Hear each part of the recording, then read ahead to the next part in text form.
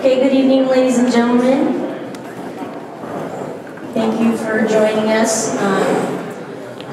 for the first of many conversations about New Tech. We're very excited about this educational initiative, and I'm sure you'll see why as we get moving through the program this evening.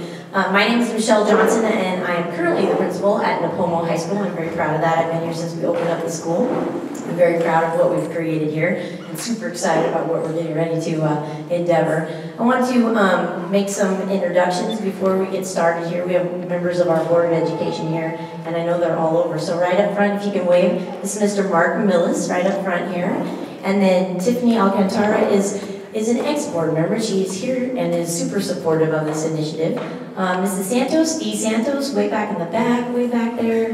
Dawn Hinchman, this is Dawn Hinchman next to her as well. And Mrs. Colleen Martin, our board president currently. Thank you for being here. Yeah, we can clap for them. They work hard for all our kids. Around the room, you're going to see a variety of people that have little name tags on them. Those are our district staff, our district superintendents here, Andy Stinson from our curriculum department, Renee Daly from business, Kevin Baker from our facilities and maintenance department. He's our director, and we're going to walk through some introductions and things here. So I want to welcome you, and I'm going to turn this immediately over to our superintendent, Jim Hoagland. Thanks, Michelle. Well, I'm excited and ecstatic to see so many of you in attendance, and I can't name all of you, but Louise, thanks for being here, and Cal Poly folks, and a lot of partners. We've been working on the idea of New Technology High School for a long time. So I just briefly want to kind of talk about how we got here. And really it all starts with this little bookmark idea that Janet Weldon came up with, I think. And it really starts with our vision of where we want to be. And when I started here my first year was kind of getting to know the district and surviving the first year of our brutal budget cuts. And then the second year, the school board said, we haven't had a mission and a vision for a long time. And we looked around, we couldn't even find the old mission and vision, which some people might have been happy about. But we spent that whole first year asking the question of what skills do our students need to be successful in the 21st century. And I think we did a really good job of having a lot of community forums and asking for input. At our first community forum, we had Warren Baker from Cal Poly, Bill Stork from Cuesta, Jose Ortiz from Hancock, Bernie Trilling from the Autodesk Foundation, and Pete Loftman from PG&E. And they all shared their ideas about, where do we need to go and what do we need to do to have our students be successful. And that was the first conversation of many. We had about a 40-member Vision 2020 planning team of teachers and principals and classified parents, and they all helped us put together this idea of where do we want to be. We wanted a compelling vision and a compelling mission statement that would guide us as we move forward. And at the end of that year, this is what we came up with, kind of in a nutshell. And I love our mission statement. I think engage, challenge, and inspire students is what it's all about. If students are to learn, they've got to be engaged, challenged, and inspired. And so we kind of work off that premise. We came up with 5 core district values that do not change over time, that we feel were the heart and soul of the CMR. And those are integrity, teamwork, excellence and personal best, innovation, and resilience. And that kind of makes us who we are. As part of our hiring practices, we want to make sure that our students reflect those values, but also our staff. And then where we are going, we ended up with a vision that says we want to be the model school district for 21st century learning. We initially said in the state, and somebody on the vision committee said, hey, we want to be the model in the nation. So that's our goal. And the specifics of that are below that, which is we believe that 21st century learning means that knowing the core content is not enough.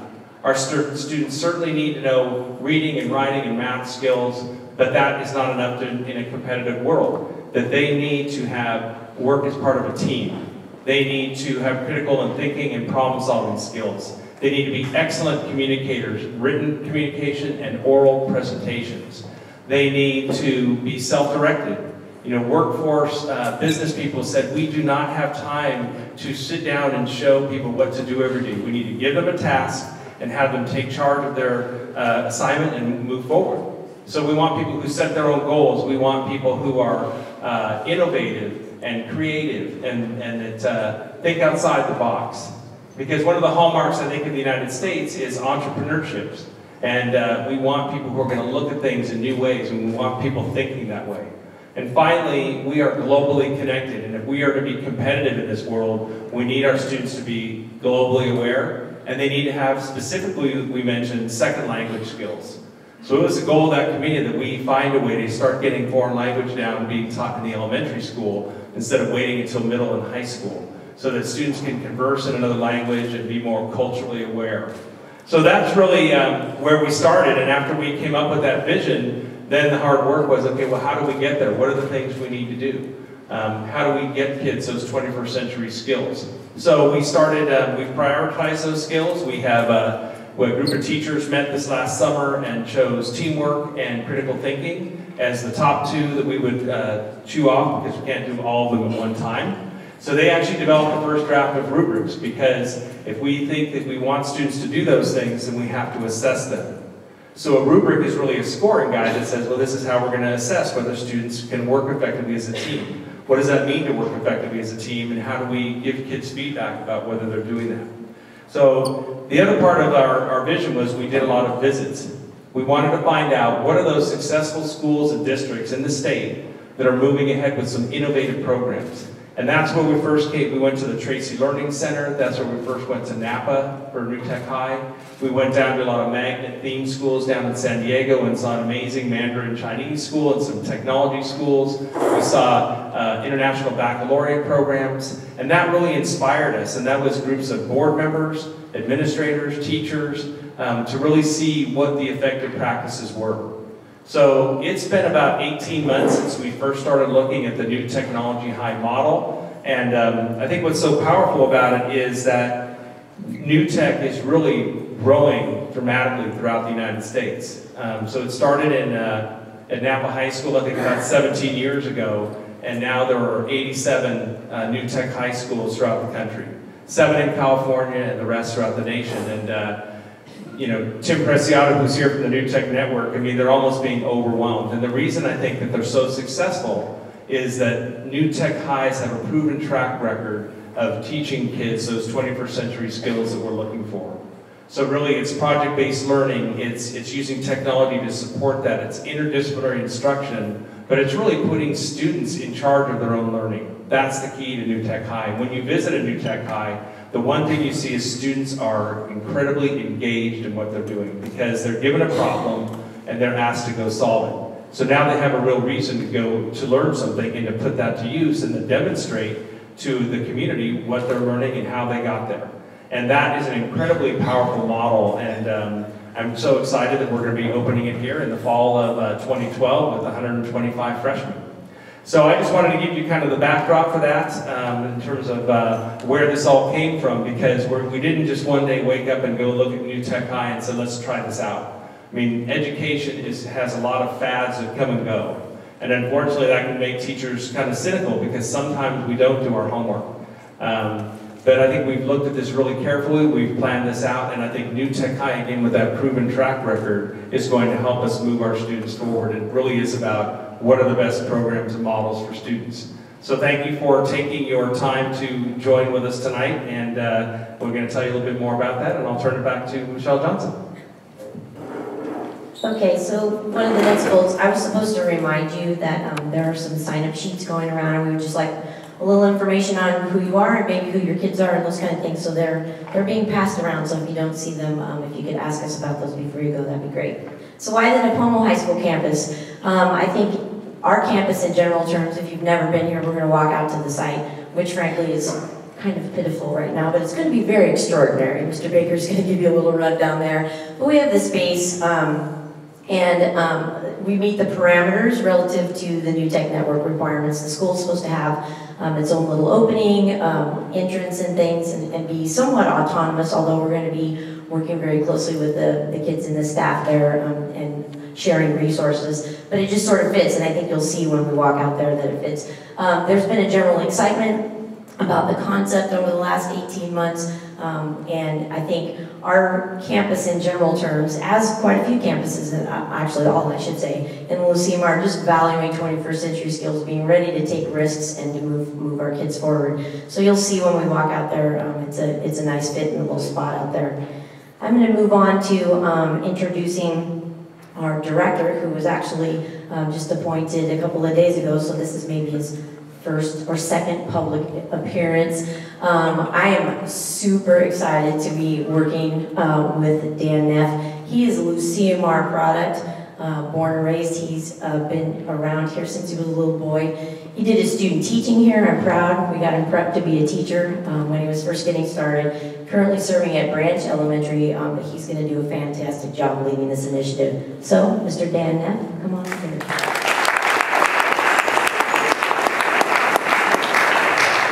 That's one of the first times she hasn't called me Danny. It's kind of funny if you grow up here. But everyone that knew me when I was younger calls me Danny, and everyone that knows me as an adult calls me Dan. And most of the time, she still calls me Danny, so that's okay. That's okay. It's okay. No, I am very excited to be here. This is a very exciting opportunity for me. Ever since teaching high school, the ability to work with those kids and reach them is just a passion of mine. I think it's a great place to be, and this is such an exciting time to be able to offer this kind of opportunity for our students. And I'm going to try to not go on too long. I know at the board meeting I kind of get excited and I talk a lot, and I don't want to have us be here till 10:30 at night like we did at the board meeting. So I'll try to pare down what I'm going to talk about. But I want to give you an idea of what New Tech is about. Or really, I think the most important thing for those people that visited New Tech, including myself, the game changer are the students. It's not the facility, it's not the technology, it's not anything else other than the students. When you talk to the students that are there and come out of there, it's a game changer. It is radically different, it is very exciting, and so that's what I'm going to focus my time on tonight a little bit. And so with that, we actually have a video that was produced by New Tech students from their perspective. I think that is the most powerful piece of this, to see what is a New Tech student, what does New Tech do for a student. So I'll have Ryan play that for me, please, and then I'll talk a little bit.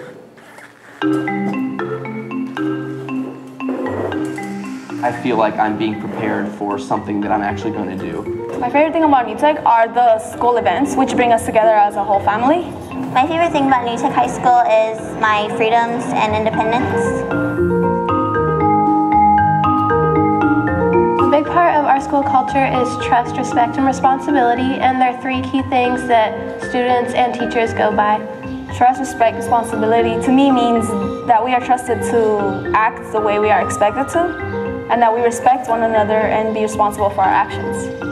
It is a motto at our school for the well-being of our students, and we use it throughout our days here at New Tech. A regular school, the culture is kind of on a name basis, but here we know each other. Our teachers are more like friends. School culture at New Tech is very tied to teamwork, collaboration, and also technology. Our school culture is really unique. What we see a lot is leadership activities, a lot of student involvement with the teachers. New Tech is different from traditional high schools because we do a lot more real-world projects. I've gone out and talked to business owners, I've done internships, and I got a lot of experience that I wouldn't normally get at a regular high school. The thing that makes our school different from other schools is that we use PBL, which is project-based learning. It places a real-world problem that we have to solve. This involves students collaborating with one another and using technology. I'm more motivated towards my career and not just college, but to what I want to do in the future.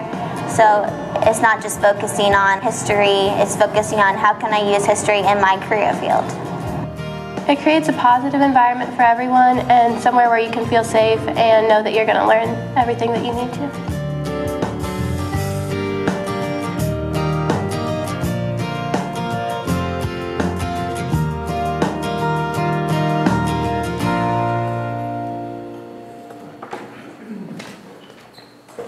All right, so that gives you kind of a small glimpse in terms of what the students feel New Tech is like for them. It is a paradigm shift in how students interact in the classroom, how content is delivered, and the whole school experience for them is different, and that's the point. It captures kids that are often not connected to their school.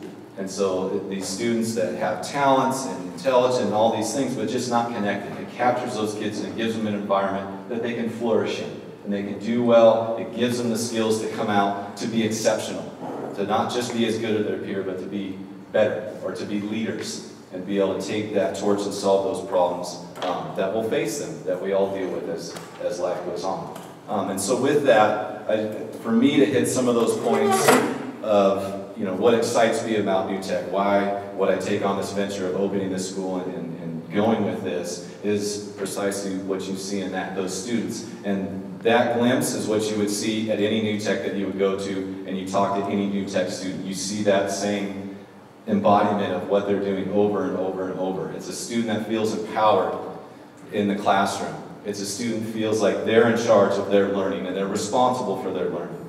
They feel like they are able to take in material, take in content, synthesize answers that make a difference. And so that stems from the project-based learning.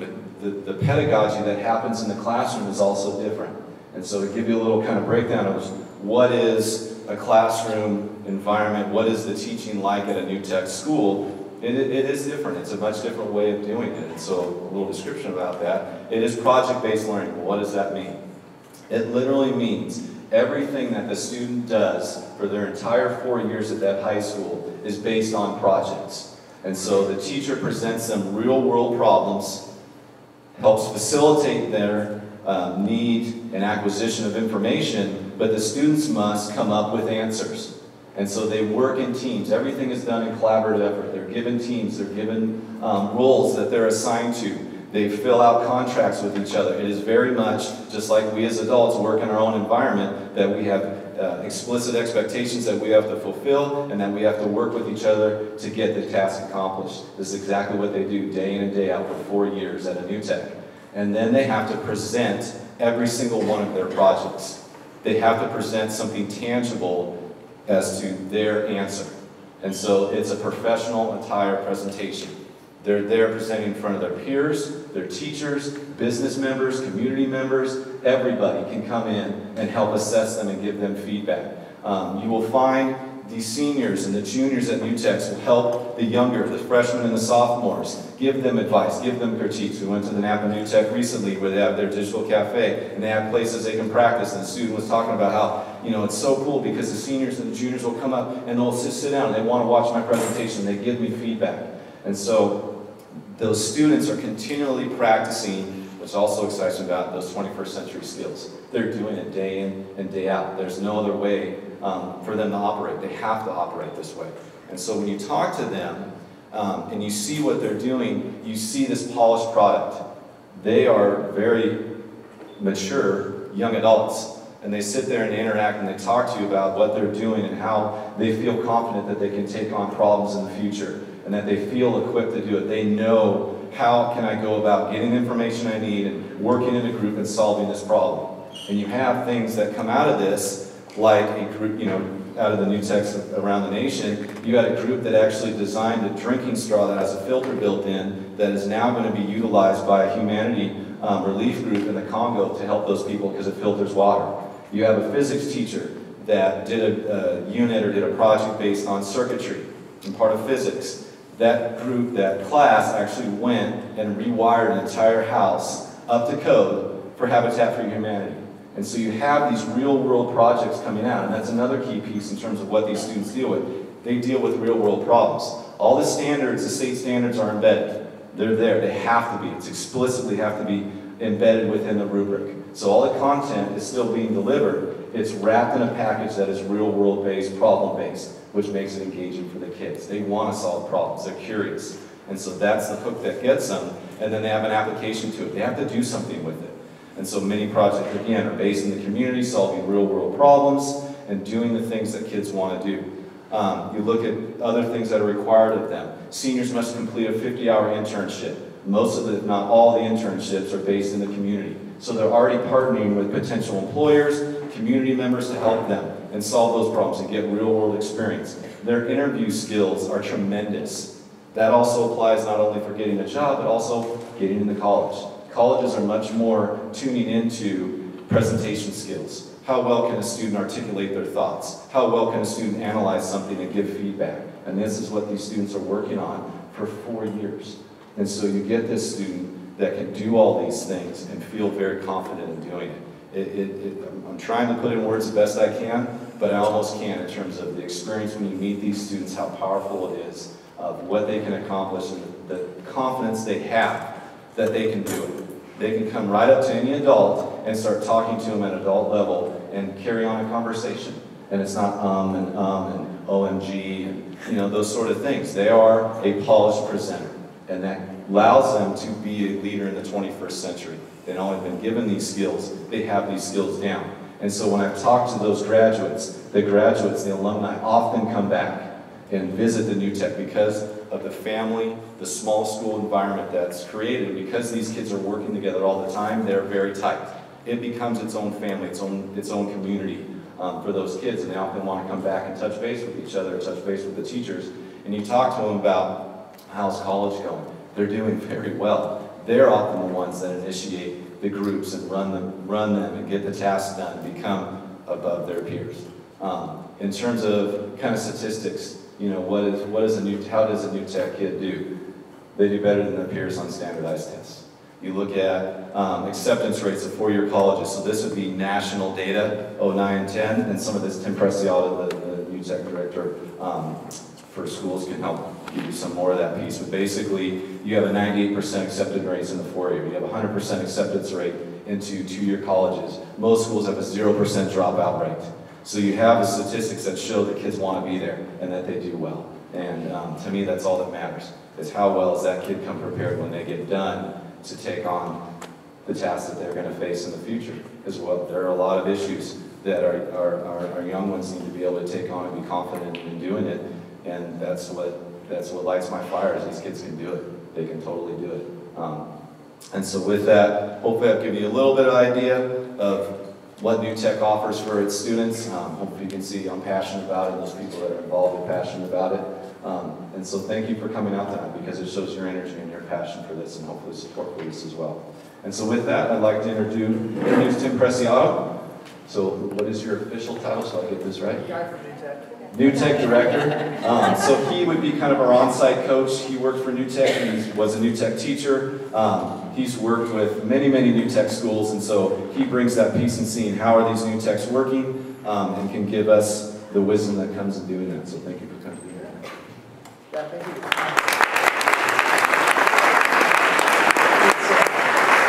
It's clear that passion is a key characteristic for really any leader, from the board through the district leadership down to the New Tech director. That's really critical for success at any New Tech school.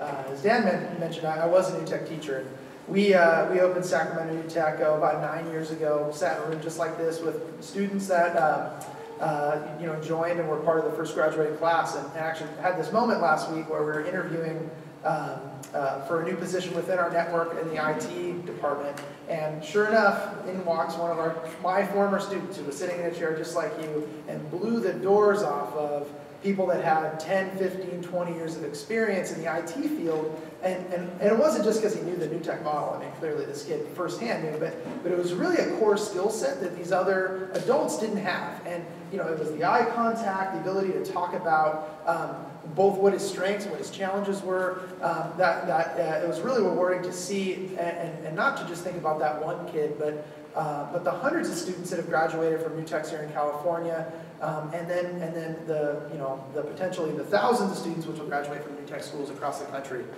We're a nonprofit based in Napa, California. We have about 40 employees. We're a growing model that's really a thought leader and an innovator in the education space. We have 87 schools in 16 states, as Jim mentioned.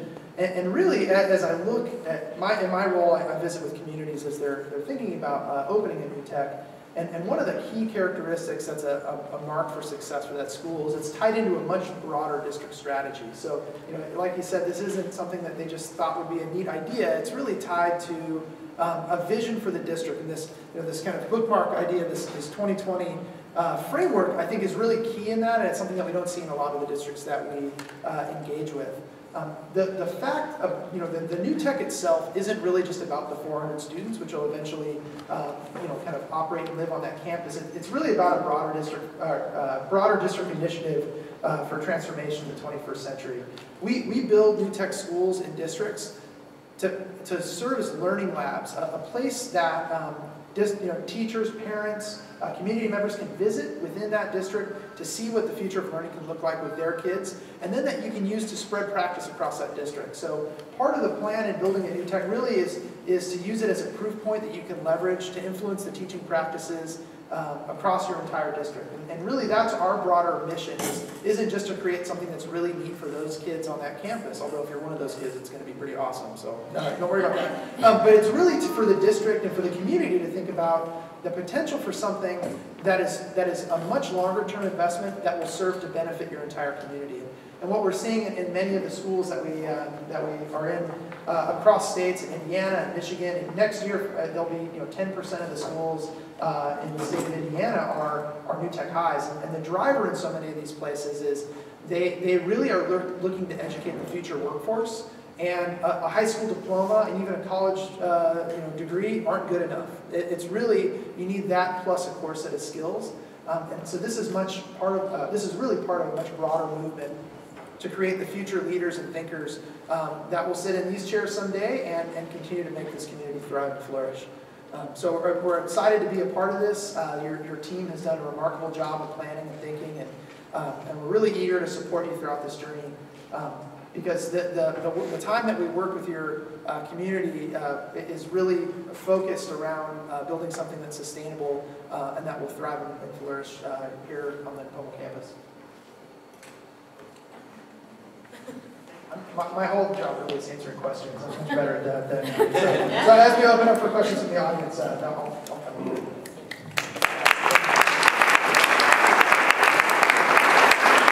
I first met Tim, it seems like it's been a long time.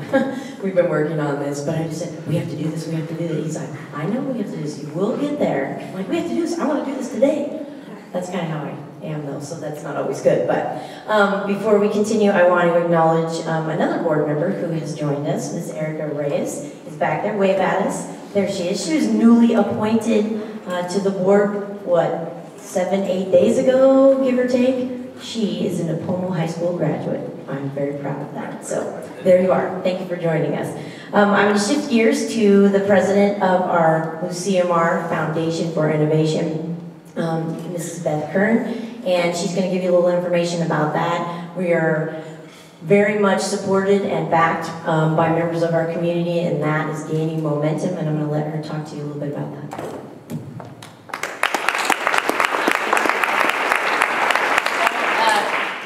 As Michelle said, I'm Beth Curran, and I'm the president of the LMUSD Foundation for Innovation, and I'm also a parent. I have 2 kids at Harlow Elementary School, and I am on the PTO board for Harlow as well. And I have to say, I had the privilege of visiting the New Tech High School up in Napa, and it's incredible. And it really, if you have a chance to go see one of the New Techs in operation, you will be sold. In fact, I really want to go back to school. So I'm wondering, Jim or Danny, will you allow some older students to attend the school? No, it's incredible. So I want to tell you a little bit about the foundation. We started the foundation just this past year because we are committed to supporting our schools. And personally, I've seen in looking at other communities where a foundation, an educational foundation, can really play a big role in making an impact in supporting our schools. And we have fabulous PTOs and PTAs that do incredible work for our local schools individually. We also have the South County Educational Foundation, which provides small grants to teachers, and that's fabulous, but we didn't have anything that was looking at supporting the district on a bigger scale, and now we do. So I'm very pleased about that. And we have a tremendous new board of directors. Some of them are in the room here tonight, who are working very hard and are committed to supporting the district and supporting new programs. Our mission is in line with the district's mission. It's to challenge, inspire, and engage all of our students by working in partnership with the community to support educational innovation in our LMUSD schools. And as I said, we have a board of directors, and we have kicked off our first fundraising campaign ever. And we are seeking donors to join our Founders Club. And our Founders Club are individuals who contribute $2,500 or more. And they will be part of kind of our founding group of donors. And they'll be recognized not only by the foundation, but hopefully also perhaps by, here at New Tech with a permanent installation. So that's super exciting. I will say though, we accept donations of all amounts. So we certainly are very excited to get the support of the community. So there's some ways that I'd love to encourage you to get involved with the foundation. First of all, obviously, we're welcome donors to the foundation. And then we're also seeking volunteers. So as I said, we have a fabulous group of board of directors, but we're also recruiting more board members and then also committee members. So we're going to be creating committees for fundraising, for special events, for marketing and communications and all that. So we invite you to get more information. We have a website, thefoundationforinnovation.org, and I encourage you to come talk to me afterwards or come talk to some of our other board members and learn more and get involved with our foundation, because we are incredibly excited about the direction that this district is going, and we think that the foundation can provide a lot of support. We're initially pledged support to New Tech High and the IB program, the International Baccalaureate program at Grover Beach. But I will say that we hope to raise a lot of money so that we can support quite a number of innovative programs in the district.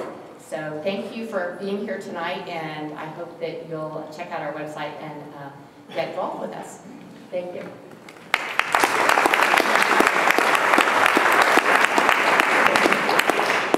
Continuing on with board member introductions, Mr. Eric Howell is standing in the back door there. Just wave hi, say hi. We have to introduce you. You can't just sneak in here. I am going to pass the mic over to Mr. Kevin Baker, who is our Director of Facility and Maintenance, who's going to make all this exceptional, like I mentioned to you before. Hi, I'm Kevin. Part of my charge is to make sure that the facilities are going to be adequate for this program. And when Jim first came to me and we sat down and talked about things, and two things came to mind was what was the budget going to be, what are the program needs, and how can we make that happen? And the time frame with which we had to work with was pretty compressed. And so when I looked at the critical path of how we could make these buildings work, we couldn't go down the typical design development route with architecture and planning, going through DSA back and forth and all the things that happen in that process. So we started looking specifically at pre-engineered buildings, and we did a lot of research, and we looked at a number of companies. The one that we looked at and really were impressed with was American Modular Systems. Has a building out called a Gen 7. And I've got a couple photos that I'll show you, but before I go on about the Gen 7, I'm going to talk a little bit about why we really landed on the Nipomo campus, and a couple, three reasons really why. Civilly, the site is flat. There's not a lot of grading to take place prior to getting the buildings on site. Secondly, the infrastructure's in, the switchgear for all the electrical, the data, the fiber. There's plumbing lines there that are very close to the proximity where these buildings are going to be going. So those are two big components that saved us a lot of money up front.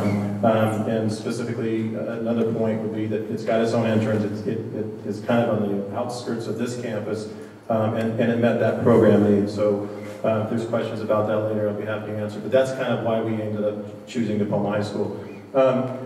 We've got some renditions here of Phase 1, Year 1 and 2 build out. I apologize for the size if you can't see them. They really are oriented this way. If we look at where we are now, we're over here, but as you drive in. The Gen 7 buildings are approximately 130 feet long, 40 feet wide. They're sustainable buildings, they're green, they're CHIP certified, they're LEED certified, and not just a self-verification, but for you energy people, they're third-party verification, which is important, because what they put in these buildings is the real deal. So I have a couple little pictures.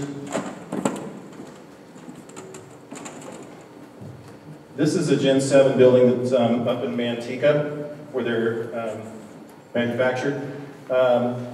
These buildings will be solar PV ready to go.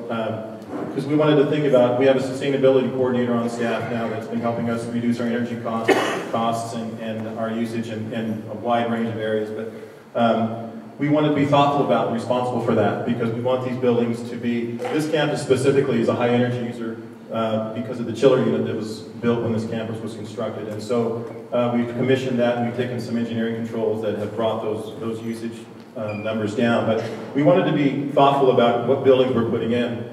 We didn't just want to try to plop down relocatables, because as there's engineers out there, the moment frame in relocatables, they're just horribly inefficient, specifically because of the HVAC and heat pumps that are manufactured with those buildings. They're just energy chompers. So we're hopeful that this building will eventually be grid neutral. They already come out of the factory beating the current energy cost by almost 30%, which is really impressive. So that's the outside of one.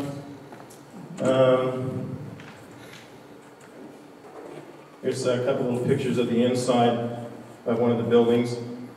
This is a teaching wall in one of the buildings. It has a high energy 15 SEER thermal displacement HVAC system that's very quiet. There's CO2 monitored, clean air. All the components that go into the buildings are non-toxic and green. They have dimmable ballasts and solar tube skylights. And these buildings have enough skylight capacity that during the day, they don't need to have any lights on at all. They're very well illuminated. But on a cloudy day, these work together. The louvers will close in the solar tubes, and the rampable ballast will come up and illuminate the classroom. They're quiet. The acoustics in these buildings is really, really good. So, and they don't look like a typical relocatable. They got very high ceilings, 12-foot ceilings. So when you walk into them, they look like a permanent building, and that's what they truly are. They're PC. They're pre-constructed, but they are on a permanent foundation. So they don't feel like a typical reload with the deflection in the floors and all this stuff. So there's a little bit about the buildings, and we'll take a little site tour to kind of show you where these buildings are going to go, and obviously how we're going to orient them to maximize the solar capacity on that Gen 7. So I appreciate your time, and if you want to go on the tour, we'll take you out after the questions. I guess while I have the floor, is there any questions on facilities from anybody? Great, thank you.